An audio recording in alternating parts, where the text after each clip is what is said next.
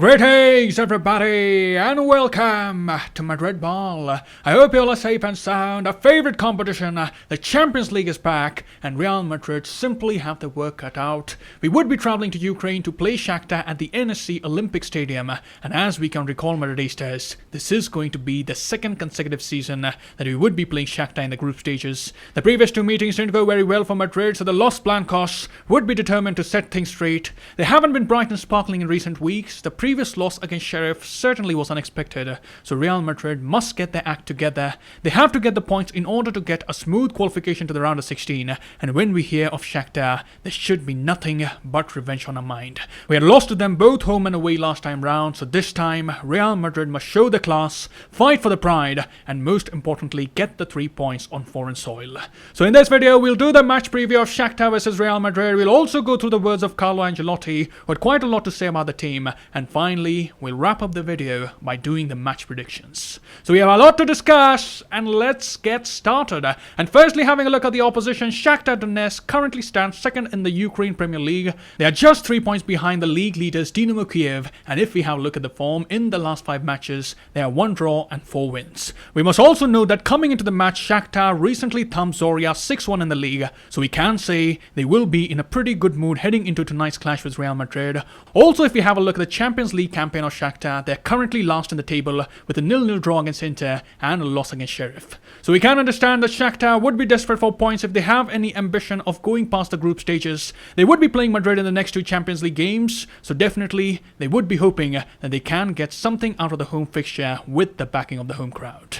But coming to the formation that we can expect Shakhtar to set up in, the manager Roberto De Zerbi has used the 4-2-3-1 formation recently, but we've also seen in the big matches against Inter and Dynamo Kiev, the coach has preferred the 4-1-4-1 formation.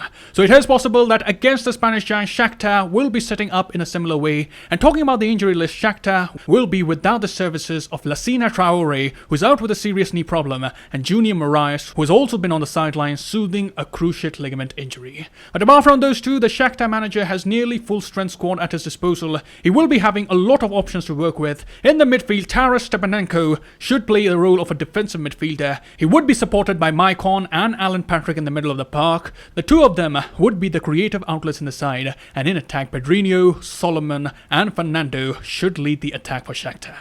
And now if we have a look at Real Madrid, this as you see is the squad list for the game. As we had suspected, Militao and David Alaba are fit and have been included in the squad, but Ancelotti would be without the likes of Hazard, Jovic and Isco. Isco has suffered a relapse and his back pain has returned. Luka Jovic received a blow in his ankle in training, and Eden Hazard, he hasn't yet recovered from his injury that he picked up in the Nations League. So we can see in attack, we don't really have many options, and about Hazard, well, what can we say about him? It's one disappointing news after another. The player must also be fuming at his luck, but let's hope he can recover in time for the El Clasico. Moving on, let's hear what the coach had to say in the pre-match press conference. Ancelotti was first asked how the team was feeling before the game, and while previewing the match he said, "It's been a good period for us without any games because the players that were away on international duty have returned in good shape apart from Hazard. We welcome back some important players including Mendy and Marcelo, and Cruz has improved. I've seen some good things in our last training session and we are motivated to go out and put in a good performance. The players are aware just how important this game is." Then Ancelotti was asked why Real Madrid have struggled in the month of October in recent times, and Ancelotti went on to explain, "I don't know why it's difficult for the team at this time. The team has a different preseason every year. There are hardly any top teams at this time of the season. The international breaks play a lot in that, but we have to think that this is not the most important time of the season. It's when the real finals come in April and May." Then Ancelotti was asked about the style of play that Real Madrid have been exhibiting and what formation Ancelotti has been working on. We all can agree that the formation has been a bit erratic in recent times. In the previous game, Ancelotti tried the 4-4-2, but the formation was haywire all over the place, and as a result, Madrid couldn't get the result that they would have liked. So answering the question, Ancelotti said, "If we haven't come up with a clear identity, it's because something has happened. At certain points in the game, we failed. We tried to defend with the 4-4-2 and it didn't work. My idea today is clear. This team has to play in the 4-3-3. 4-3-3. There are games when the team can play without a pure winger, but I think it's the best system of play for this team.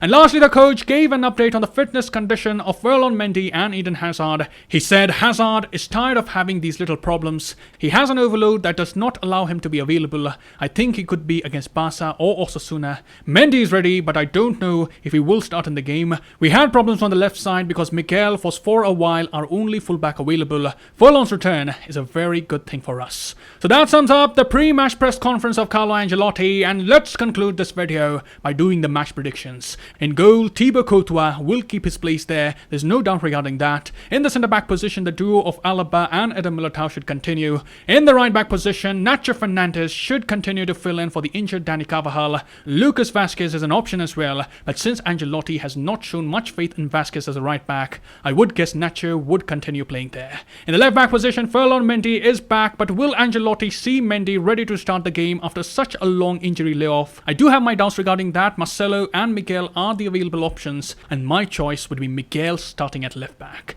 In the midfield, Ancelotti has hinted that we may be returning to a three-man midfield. In that case, Toni Kroos should be accompanied by Carlos Casemiro and Fede Valverde. Modric may be subjected to the bench, but there's also a chance that Valverde may get some rest because he has been travelling a lot and had a lot of minutes with Uruguay in the World Cup qualifiers. And finally in attack, Vinicius Jr. and Benzema look like the obvious starters, and on the right, I'll predict Rodrigo will make the cut. So that, as you see, is my predicted lineup, and as for the scoreline predictions, I predict Real Madrid 2, Shakhtar Donetsk 1. We may face a tough challenge. Shakhtar may be tight defensively, but we have to breach that defense, get some goals, and we must get some momentum heading into the Clasico week.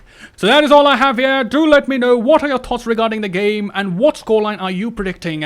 Let me know in the comments below. I'll see you soon. Till then, take care.